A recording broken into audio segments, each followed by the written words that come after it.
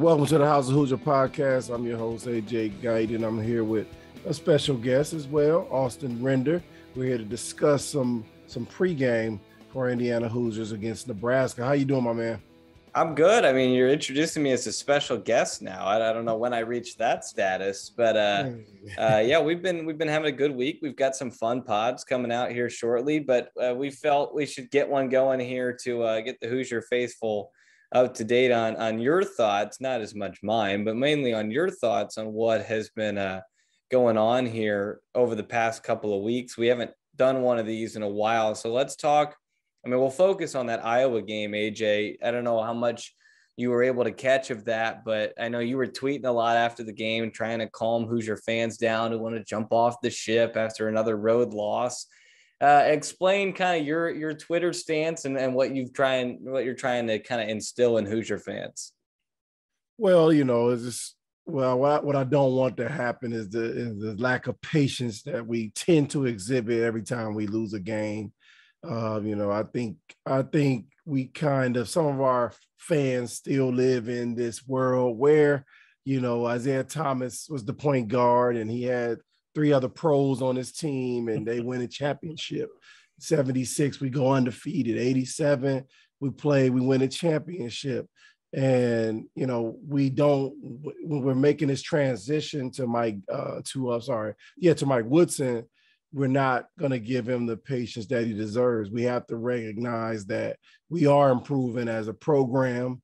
We're getting better in certain areas. We do have to get better in certain areas, but I'm not one who expected that we were going to win a national championship simply because we hired a new coach. And I think that's kind of the mindset. Like, as soon as you hire a new coach, you're supposed to win the Big Ten. You're supposed to win that championship. You're supposed to beat everybody on the road, and everything's supposed to be great. And if you don't, then he's a failure. And that's the mindset we have to kind of eliminate in order for us to be patient enough to develop back into a perennial national contender. So that was my focus, just to I knew that was going to happen. I knew that everybody was going to overreact, losing a road game at Iowa. It's not, I can tell you personally, it's not an easy place to play. A lot of teams go in there, good teams go in there and lose. You watch Northwestern go up to Michigan State, was an undefeated team versus a team on a losing streak, and Northwestern pretty much dominated the whole game. And so, there's parity in the league and people can be beat on any night, but we're definitely not going to help our players and feel good about themselves going through conference play by bashing and tell them they suck and we need new players and coaches every time we lose. So that was the motivation. Yeah, I wanted to get that out there up front because I think it's fair to have that stance, but to also be critical of the team and the way they played. I think It's fair to say, look, what they did at Iowa wasn't good, but it's also fair to say that it's not Mike Woodson who needs to go type of territory. 15 games into his season here. But let's talk about that Iowa game. It was a 48-41 lead for Indiana. I honestly thought that was one of the more fun halves of basketball Indiana had played. Really enjoyed that first half. And then they scored 26 points in the second half.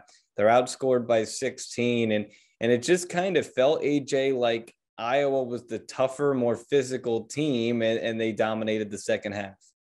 Yeah, I feel like, I think Indiana came in, did a good job of playing their game. They're getting points in transition, getting stops defensively. They were flying around the basketball, but, they did their job getting Keegan Murray in foul trouble. That's what you want to do on the road. You want to get the top player in foul trouble, but a lot of times when you get a top player in foul trouble, you think, okay, top players in foul trouble is going to be a little easy. And I think the guards slowly but surely got let down a little bit, and they let the other Murray pick up the slack for his brother.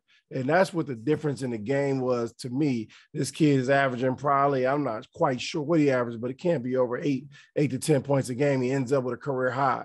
So he basically kept the ship stable That's what you have to do as a road team and a home team. You got to stay close. And he was able to help Iowa stay close. And then the pressure when Murray came back in the game, pressure shifted to Indiana, and Indiana broke itself down with turnover after turnover. They kind of start getting away from what got them there in the first place, because the game changes and you have to be a more patient. You have to be a little more cerebral when teams are making runs on you. Gotta be smart about what you're doing. And I think we kind of tend to do the same thing continue to do the same thing, which is not go play the game inside out, whether it be penetration inside, kick it out, or throw it inside and come back out with your strengths of the team between race and trace. So we have to continue to understand that that's the strength of our team. And either way we get them to the basketball is how we're going to do well offensively. So, but our guard play has been inconsistent, and that's one of the negative things about this season. Our guard play has been inconsistent, whether it's foul trouble, whether it's not playing well. And so we have to be positive to try to improve that, because we have a long season going.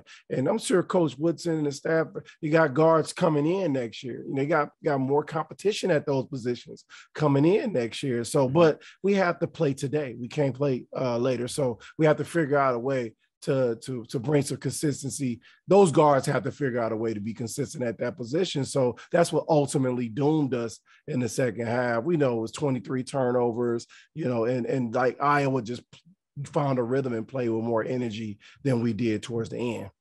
8 turnovers between Rob Finney and Xavier Johnson to just 9 points in this game. They didn't feel like they had their best.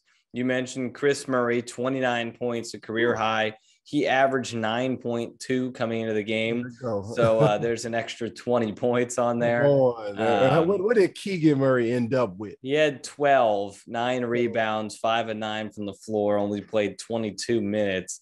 You could convince me that they switched their jerseys because they're identical twins, and they. I would have bet they did if one of them was left hand, one of them was right hand. I would have bet money. I was like, that's true. That one of them is a southpaw, but yeah, right. That's Indiana got 4 players in the double figures. That's normally something you like to see. Trey Galloway had good input off the bench. Parker Stewart played a good game, but again, foul trouble. He fouled out. That's happened multiple times this year, especially on the road. Mm-hmm. When you look at the guard play, Jay, obviously you were a star guard in your time. Is there an easy fix? Is there something that you're seeing with your eyes that says, look, this is the catalyst? It has to be patience. I think our guards get excited. I think we have a guard in Xavier Johnson who's an attack guard who normally is playing an up-tempo style, normally getting to shoot, attack the basket and create shots for himself, which is difficult to do in the Big Ten, the way that the Big Ten is structured. Then you have a guy like Finney come off the bench who has been inconsistent pretty much his whole career. So, he's more, to me, he can make a shot here and there, but he plays better at home than he does on the road. And then you have a guy like Parker Stewart, who's a shooter, and shooters get anxious when they don't get a lot of shots. And so when we get to the second half, we have to learn how to exhibit patience when it comes to that's the cerebral attack. You can't play like you play at home on a road when there's a run. Basketball is a game of runs. Teams are going to make runs on you. So when I see people, they let them come back, that's part of basketball. They're going to make a 6-0, 8-0 run. So what do you do when that run is happening? Is where there has to be a real cerebral approach to what we do next. All right. So when this run is happening, I can't go in there and try a pass. I can't turn the basketball over. This is where I'm careful. You know what I'm saying? So when that run is happening now, okay, Trace or Race, whoever's getting it going at that time, getting a double team, they're going to double either one of those guys once they get going. And now we play off of that. That's the bread and butter. And every shot that we get off of that is important. We also have to, and one thing you can't control is timely shot making. We don't make shots at the right time. We make shots early. We get on a roll, but then when there's a 7-0 run or 8-0 run, we kick it out to somebody, they're wide open and they just miss. I said, when you're on a roll, you have to make those shots, and you got to take them. You got to take them with confidence. So in order to get consistent guard play, our guards have to slow down. They have to think out the game, relax, know where our bread is buttered, get the ball to those people, which is Trace, Race, which is in the post, or get there with penetration where it touches the paint, then it kicks out. We get another penetration. We got an opportunity to get a drop down for our bigs, or we get a kick out three, but it's patience. It's just patience is what I see. Let me tell you guys a little bit about our partners over at Bet Rivers Sportsbook. If you haven't signed up with Bet Rivers yet, now's the time, because they're offering a $250 match bonus for our first deposit. But what sets them apart is that they require just one play to turn your money into cash money. With their new Rush Pay instant approval, withdrawing your winnings is safer, more secure, and more reliable. With football season kicking off, get in on the action by going to betrivers.com today or by downloading the BetRivers iOS app. Must be 21 years or older. Gambling problem? Call 1-800-GAMBLER. Yeah, 100%. And this Indiana team had 23 turnovers in this game. 3 players had at least 4 turnovers. It just was not the prettiest performance. I want to talk defensively. When we had Todd Leary on here, I thought it was interesting. He said that he didn't think they were that great of a defensive team. The numbers obviously show it, but they're skewed in some of the non-conference opponents that Indiana played. Certainly on the road, you think about Syracuse and the way they struggled to defend in that first half, Wisconsin in the second half, and now here against Iowa. It does feel like the defense isn't traveling. Is that something that, I mean, the coined phrase is always defense travels. It doesn't feel like outside of Assembly Hall, Indiana brings it the way they do at home defensively. Today, here's what I say about defense today. In order to be a great defensive team today, you have to score the basketball. You have to score consistently in order to validate the defense. It was like last year. I used to remember we played great defense at times last year, but the score was we still be 28-29, and it'd be 15 minutes left in the second half. It's like eventually good teams will start scoring. Just like us at home. Eventually, we're going to start scoring, even if we're having a tough night. That's just the way basketball goes, and there's no science to that. So when you have a good defensive team, Indiana is a good defensive team. The issue is the lulls that they have when they don't create, points off of their defense. And this is consistent from what I've been watching from last year. It's not as bad as it was last year, but it's still not good enough to be elite teams. You can bring a team like Purdue in, Michigan State. Indiana's going to clamp down Ohio State. They're going to clamp down defensively. But what happened against Ohio State? Not only did they have clamped down defensively, they scored points. I think they had 77 or 78 points at the end of that game. And that's the key. You cannot get 3 stops in a row and get no points out of it. Like, that's just not how today's college basketball works. You have to use those, use that defense, score points off that defense, get easy baskets off of that defense in order to stretch your lead to put pressure on Iowa. A 10-point lead is not good enough on the road. I mean, that's 2 3-point baskets. It's 2 threes, and it's a 4-point game. It's not, you got to, in order to put pressure, you got to be up 15, 17 points. That's pressure. Now they're struggling to get a shot. The crowd is getting restless. They're starting to moan and groan. And you sitting there like, I'm in the driver's seat. Now they make a 6-0 run. Now it's 11-point lead. So this is my issue with defense today, is that people think they're not a good defender because you don't shut people down. You're never going to shut anybody down. I don't care how, think about the kind of less talented teams that Indiana played earlier in the year. Eastern Michigan, 62 points. They held Louisiana to 44 points. They're going to score some points, but we have to take those stops and create offense off of them and capitalize on them, or then they'll just become, well, Indiana's not a good defensive team because they lost. Like, no, they just got us. They have to. We've been talking about this since last year. I said you have. I think we started the podcast talking about this. Yeah, you have to score 80 points today to be good, to be an elite team, to have a chance to win every game. You can't score. Every once in a while, you can give them a 62-point, 65-point effort against good teams, I say. But when it's time to beat Iowa, you gotta score the basketball at a high percentage and a high clip. And we're not quite there yet. I think we're building towards that. I think that's why I say with the talent we may have coming in next year, we're going to have more firepower at those positions, whether TJD leaves or not.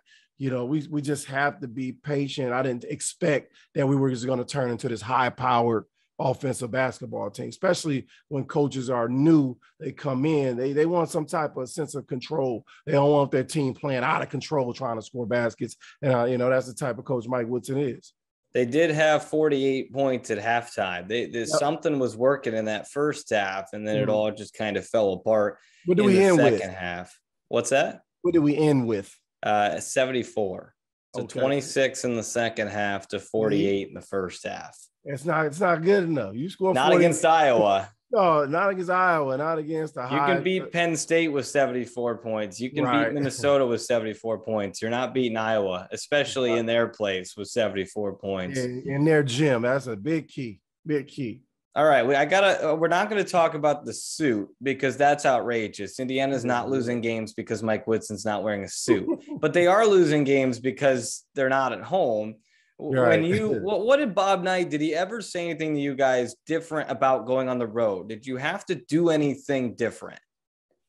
I mean, going on the road is one of the toughest thing you can do in the Big Ten, because especially, and it's small little elements that change things. You know, it's cold, it's super cold, it's super dreary. It's not like you in LA or you in Florida where you're walking in the gym and it's 80 degrees and you just feel great every day. You know what I mean? So you got to generate your own energy as a team. Then you go into a building where there's 17,000 people and 16,000 of them are against you. Mm-hmm. You know, so you have to punch people in the mouth early when you're on the road. You have to establish, I think Indiana did that against Iowa. You establish that this is how I'm going to play. This is how aggressive I'm going to be from the beginning. And when you try to make your run, I'm going to counter with the run of my own. I'm going to go to my bread and butter, get the ball inside. We're going to get a basket or a foul, free throws. And that's another thing we talk about, free throws hurting us as well, but we'll talk about that later. Yeah. In order to stymie those runs, getting to the line and then missing, it doesn't help. It just deflates. Missing open shots doesn't help. It deflates. But, you know, you're going to have those moments where you had in Iowa with the crowd. I'm sure they couldn't hear anything, and the crowd creates this type of 6-man that's tough to overcome if you're not mentally focused and you come closer together on the road.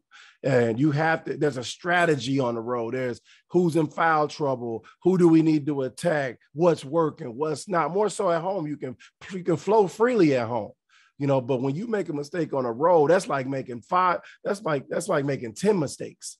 When you make a mistake on the road, because the response from the crowd and the response from the people is going to make it seem like it was 10 mistakes. And then are you mentally tough enough to erase that, come down and make the right play the next time is where we're struggling at. So, you know, when you're going on that road, man, you got to understand how it's going to be. You know that it's going to be extremely loud. You know that there's going to be major runs by the home team.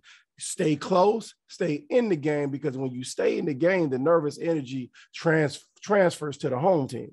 It's like no pressure on the road team, but when it's when it's a 2-point game and there's 2 minutes left, the nervous energy transfers to the home team. And so that's when you, as a road team, you can capitalize it, but you can't go down 8-10 points and then try to make a run. It doesn't work like that in the Big Ten. So it's just like we talked about earlier, it's more focus, and that kind of starts at the guard position, controlling the game and understanding who you are as players and where that basketball needs to go for us to have the best chance to win. And we can't go to the other team and we can't throw it in their hands. Yeah, I feel like on the road, it's even more important to have steady guard play. Right. Because at home, you can get the momentum of the crowd and get the big TJD dunks and all that stuff. But to have guards who don't rile up the crowd, don't turn the ball over, and don't get riled up by the crowd too, that don't have that crowd give them too much energy and put them over the top. I think that's really important and something that Indiana has been lacking here for a couple of years, probably since Yogi Ferrell, I would say, since the iconic game where he went into Iowa City and beat the Hawkeyes back in 2016. A trend that's been going on, AJ, poor starts to halves, and more specifically second halves. Right. Is there something, I don't know if you ever had this, where you come out of the locker room and maybe, I don't know, the coach told you something, and I don't have an answer. I haven't played basketball anywhere near this level. What would be potentially contributing to the guys coming out flat out of the halftime locker room? I mean, what the half times are long, man, and your energy deflates, and that's the purpose of a halftime. It's to help you rest, to help you recover.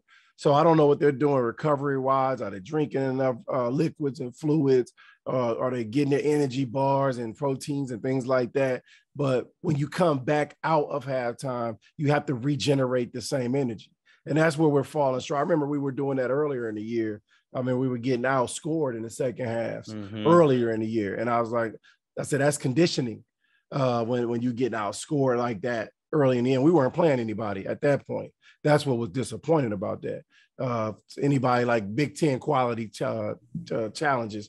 So you have to get out there and you have to purposely recreate that energy that you had, or you have to purposely drum up energy that you didn't have in the first half.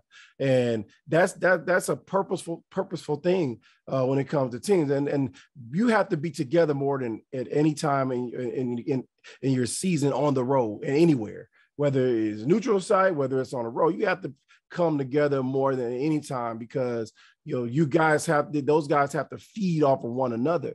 So they have to say in the warm-ups, hey, let's get this last 2 minutes of warm-up. Let's go full speed. Let's get that heart rate back up. Let's get that energy back up. Let's be ready. Let's not make that another excuse as to why we're losing games, because we're coming out in the second half with a whole different approach. So that attack defensively has to emulate what that attack defensively was in the first half, and I don't see that happening. So as we look forward to Nebraska tonight, if you are Mike Woodson, what's the message to the team as you're trying to get them ready to go a few minutes before tip? 40 minutes. We haven't put together a complete 40 minutes in a while. And that's not perfect that's not a perfect 40 minutes, but that's 40 minutes defensively where we're locked in and we're capitalizing off of the great defense that we're playing. And that's the focus. And then when those runs are happening, going into that huddle, we have to have a solid approach to how we're going to stymie this run at the end of the day. They cannot stop TJD from going over his right shoulder. So that's how we're going to score. We're going to get the ball in there. We're going to get that 2-point baskets. But TJD, you got to knock these free throws down if you get fouled, because this helps stymie any run that any team can have. We can't go empty possession like we've been going. And that's the focus. And as many great good shots on the offensive end, so we can get offensive rebounds and balance defensively, and defensively stay on the attack. Defensively, we can't let up. We can't begin to let one person hurt us. We have to help keep Chris Murray hurting us and scoring that career high in the first half. Where is the help? Like where is the strategy to, all right, this dude rolling. His 29 points is gonna offset the 12 that Chris Keegan Murray has averaged up to 20 that he averages. So we can't let this happen. He's obviously rolling and feeling good. Let's take care of this too. And so if I'm coming out of Nebraska, if you want to be completely honest, a team that hasn't won a game in the 10 and haven't been playing well, this would be a bad loss. We have to win this game. This is a must-win road game for Indiana. Not like they're going to be out, but if you lose this road game, then the moaning and groaning has a purpose, not from a sense that Mike Woodson's done. It's like maybe this team needs a different cable to jumpstart them again, because we cannot lose this game in Nebraska. It's a very important game for that exact reason that you said. You just can't lose to a winless Nebraska team, and they're going to give you a fight. Ohio State had to go to overtime at Nebraska. Illinois needed a late charge to get past Nebraska. It's not an easy place to play. They're going to give you all you can handle, but Indiana needs to win this game. Before we go, AJ, give me somebody who's not named TJD. And honestly, I'll exclude Race as well, because we know those two need to have big games. Give me somebody who's going to have a night tonight that we're going to be talking about come Tuesday morning. Somebody will have a night tonight. I think we need to get more out of three people, honestly. I think Fennessy, has to be a guy that has to be the catalyst and to stabilize the offense. And he's a good defensively, but he has to stabilize the offense. I think Bates needs to provide the freshman energy that we need. We need those runouts. We need those steals. He got a steal in the dunk. I think that was his first points in months. And but he has to contribute a little bit. Doesn't have to average 15 points a game. Just average 7-8 points a game, get a couple steals. And then Jordan Geronimo, I think, should get more time. I think he could be an X factor in any game he plays because of his athleticism, ability to defend, and his confidence in shooting the basketball. Sometimes he takes out of rhythm shots for the team. So I'm thinking that's why he doesn't get the minutes that he should. But, he has shown he gives the Indiana basketball team flexibility defensively and offensively because he can spread, and defensively you can switch everything with him. So those three guys have to step up and play an important role in what we do. I also think Miller Kopp has to take a little bit better shots when he's on the offensive end. I think he gets frustrated a little bit, not in a bad way, when he isn't getting the shots that he think he should get. But he has to understand that he has to play off his teammates, knock those shots, shot fake, 1-2 dribble, put it up, not creating shots on his own when it comes to on the offensive end. So three players that need to step up to me are Bates, Geronimo, and I forgot the other one already. Fennessy. Fennessy. Yeah, it's going to be from a guard position. Going to be a bench game. AJ says the bench needs to play better today, which I think is a completely fair statement. I do think part of the reason Geronimo may not be getting as much time, it's just hard because he's the 4 and Race is the 4, and Race has been playing so well. It's hard to take him off the floor right now. It's almost what you and I were talking about, where you almost need Geronimo to shift into the 3 and play more as a wing guy. But I just don't know if he's there yet in his career. Before we go, AJ, I know this is a very important day for a lot of people, Martin Luther King Jr. Day. It's really cool to see what the teams have done with kind of having these all-day specials with Purdue and Illinois at noon, and it goes all day long. What does Martin Luther King Jr. kind of meant to you?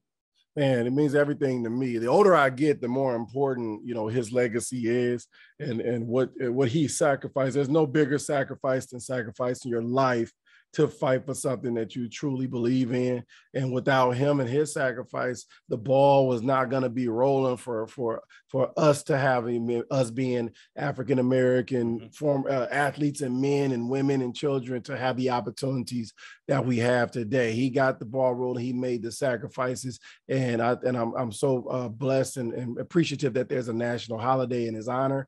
And, as we talked about, the older you get, the more you think about that, why his legacy is so special. The more you hear that "I have a dream" speech, it gives you more chills because the things that he was talking about that in that speech is still relevant today. So I know these teams are going to go out there and they're going to represent, play hard in his honor, and make sure that we honor him and continue to honor him and appreciate the sacrifices that MLK made. So rest in peace to Martin Luther King, and thank you the King family and King for all he's done for our society.